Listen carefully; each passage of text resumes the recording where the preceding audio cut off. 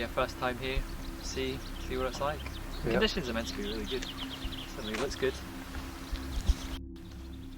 What's today's objective then, guys? The pumpkin, hopefully. To get back safely to the pub. Yeah. That's the main objective. And pumpkin in between. The main fact about winter climbing, what I enjoy about it, I think it's something to do with, it's just a unique atmosphere when you get away into the snow and ice.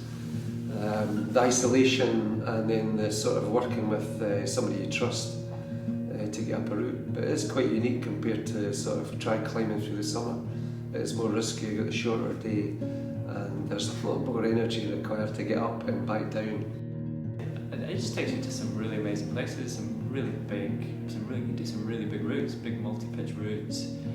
And recently, the past few years, the conditions have been really good and quite reliable, which means you get out like most weeks. Even some of the shortest walk-ins, it's like a roadside crag, it's not roadside.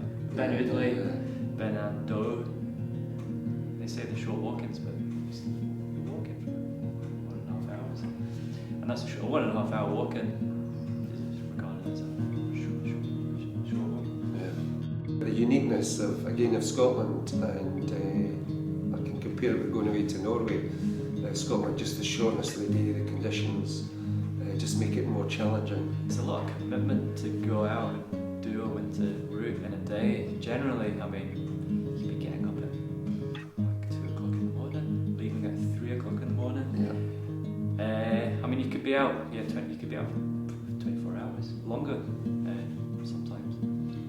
So I guess it's got that commitment factor. When you said the very first thing you said was the early starts, that's what gets me. Is I'm really terrible getting up best of times early, but I suppose the excitement of the climb, it means that you don't sleep hours before you have to get up at 2 o'clock. It doesn't matter what time you get to bed early.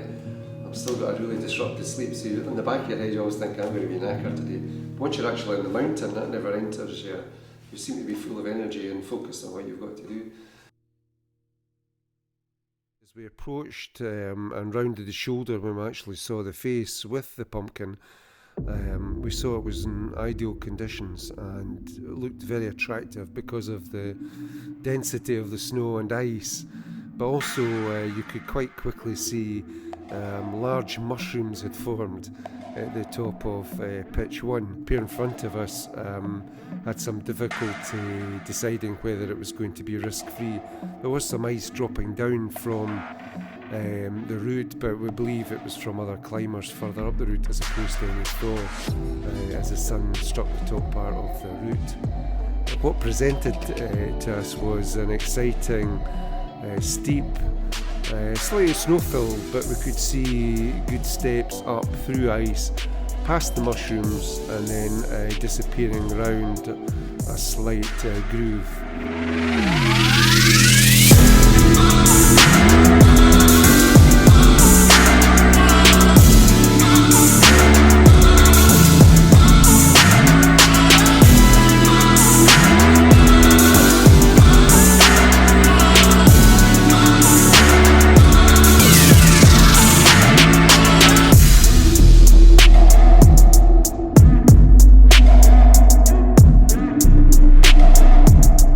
When I'm leading, my focus is completely on where I'm going to hook, where I can place the ice axes, my front points when I can rest. I suppose there's some advantages in the fact that I'm slightly unaware of the inherent danger, and I'm totally focused on looking for placements for the axes and also good ice skis or any other gear I can place en route. One thing I probably don't do enough of is look down and see the steepness or the exposure that's involved.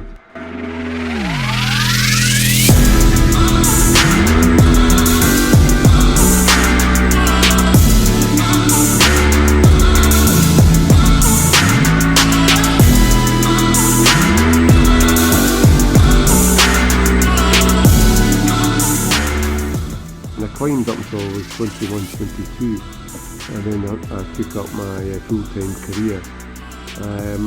Although I did a lot of hill walking, bits and pieces in between times, I didn't really get back into climbing, maybe a couple of years or a year or so just before my 60th birthday. I made a determined effort when I was 60 to actually get back onto ice and do some winter mountaineering. And that was because a couple of years I spent a March just walking around Ben Nevis, and what struck me was the number of climbers doing fantastic routes there. But I was very driven by the sense that I needed to get back and actually, rather than walk up the slightly easier routes, it was actually to get in and do some of the gullies. I do like being like in a quite an impressive out there environment, and being on a big multi-pitch route. It's quite impressive. It's quite an impressive place to be, and when you look around and you can enjoy the exposure in a relatively safe position, I guess. I think some people think climbers are mad, but there's that risk element, and I guess if it was completely safe then it wouldn't have as much enjoyment factor, but because there's those elements of unknown, it makes it quite appealing. But it's calculated, you know, you're not putting yourself in a situation that you probably haven't been in before, or you know how to control. Does climbing and these sort of sports build your sort of character? Yeah, I think it does, particularly when you're young. I always look back when I was a young teenager that going to be climbing, even although we didn't actually achieve a lot, we were away for the weekend, and it meant we didn't get involved with trouble back at home, you know, whether it was gangs or something like that. We always had something to focus on.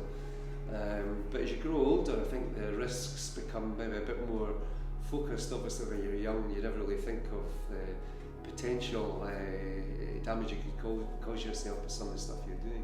So I suppose maybe some of the characters in climbing do get a buzz from putting themselves into situations where they'll get that adrenaline rush, they'll be able to manage that fear that they get from putting themselves in certain positions. I mean, I guess it's with any type of climbing, you can just start to deal with things by drawing back to previous experiences. I think as a beginner, if you threw somebody straight into that situation, you can have a heart attack, or you're gonna worry big time. But you can just draw on previous experiences and know that you've got the skills to get yourself out of those particular situations. When I'm actually climbing, I'm totally focused on the moves I'm making. So when an axe pops or your crampon comes out of a hold, I'm immediately back into focus. I don't immediately, my mind doesn't wander off saying that was really risky, I'll have to take more care. You're completely in a zone where these things just happen, and you immediately take an action to resolve it and move on. I think afterwards you do get an immediate adrenaline rush, and I think even with rock climbing, to get a hold of a good piece of rock or get your feet into a good placement and some good hooks, then you can just suddenly relax, but then immediately you're back into the focus again to continue with the climb. There is the unknown stuff around the loose cornices, loose blocks, the conditions of the ice, and that's one of the things I'm still trying to read. I've been accustomed to really good ice conditions in Norway, and it's become, when I climb in Scotland in the winter, it's a bit more variable. So there's a lot of things to take into account. I think that's the good thing with building up that experience and working with somebody who's got that knowledge that you can sort of counterbalance that. But there is that unknown quantity of risk all the time. I suppose maybe that's the thing that drives us to putting ourselves in that position. How do you manage it? How do you problem solve it? How do you get out of that situation? Nowadays, with the amount of apps and weather forecasts and avalanche forecasts, you can actually plan a lot better for the climbs. But once you've got that big experience, you've been in the mountains, there is a bit of Russian roulette and worry about the things that can go wrong. But I suppose the counter is good planning and also making the decision to pull out if the situation changes. Buzz spoke about cornices, and I suppose they're the things that are really unknown. Again, if you're in really good conditions, you can sort of put the risk down to a minimum. But I think that's the thing that always strikes me. There's things that are in your control, the actual climbing, the gear placements, the protection, but then there's things around ice, being frail, avalanches, cornices that are going to drop on you that are going to add to that sort of element of risk.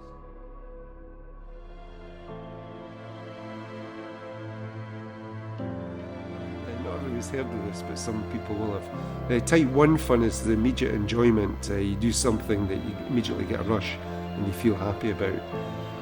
A lot of the climbing, certainly in Scotland, either in the winter or indeed the summer, can be in really fickle conditions,